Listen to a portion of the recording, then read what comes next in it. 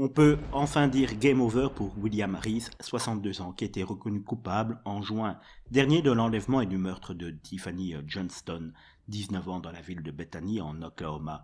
Un juge de l'Oklahoma a confirmé la peine de mort prononcée par un jury contre l'homme accusé d'une série de meurtres en 1997.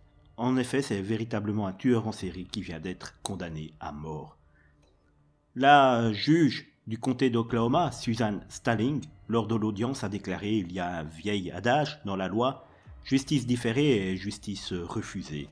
La justice ne tardera plus dans cette affaire, je vous condamne à mort. La mère de la victime, Cathy Dobry, a également pris la parole lors de cette audience. Tiffany était mon ombre.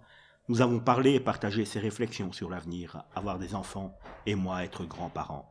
Les actions de William Reese ne m'ont laissé que mes souvenirs, a déclaré Dobry. William Reese a peut-être pris mon bébé, mais il ne peut pas prendre mes souvenirs. Si on peut parler de tueur en série, c'est que Reese est également accusé du meurtre de Laura Smither à Friendswood, de Jessica Kane à la marque et de l'enlèvement de Kelly Ann Cox à Denton avant de l'assassiner et d'enterrer son corps dans un champ du comté de Brazoria. Tous ces meurtres ont été commis en 1997, mais il a fallu malheureusement 2 décennies aux Texas Rangers et à plusieurs organismes chargés de l'application des lois pour assembler suffisamment de preuves pour inculper Reese. Par chance, Reese est en prison depuis 1998.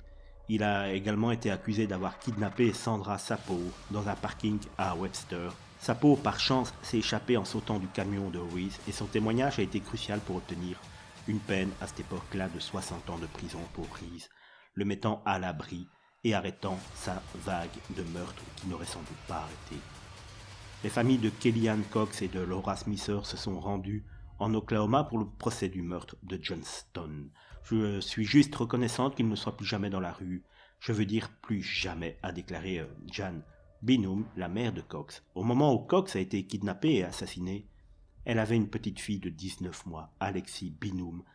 La fille a également assisté à l'audience et a parlé de la douleur de grandir, sans savoir ce qui était arrivé à sa mère. Je me souviens de l'avoir cherché, a-t-elle déclaré. Le corps de Cox n'a été retrouvé en effet que lorsque Reese a avoué en 2016 et a conduit les détectives à l'endroit où elle avait été enterrée.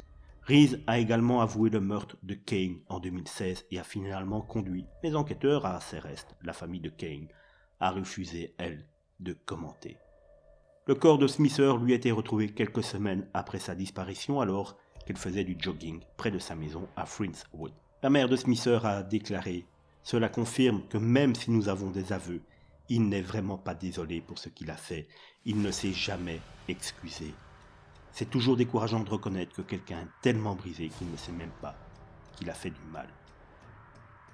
Le pire, c'est que les avocats de Reese annoncent qu'ils feront appel de sa condamnation. Les procureurs des comtés de Galveston et de Brazoria n'ont pas encore décidé de poursuivre ou non leur affaire contre Reese.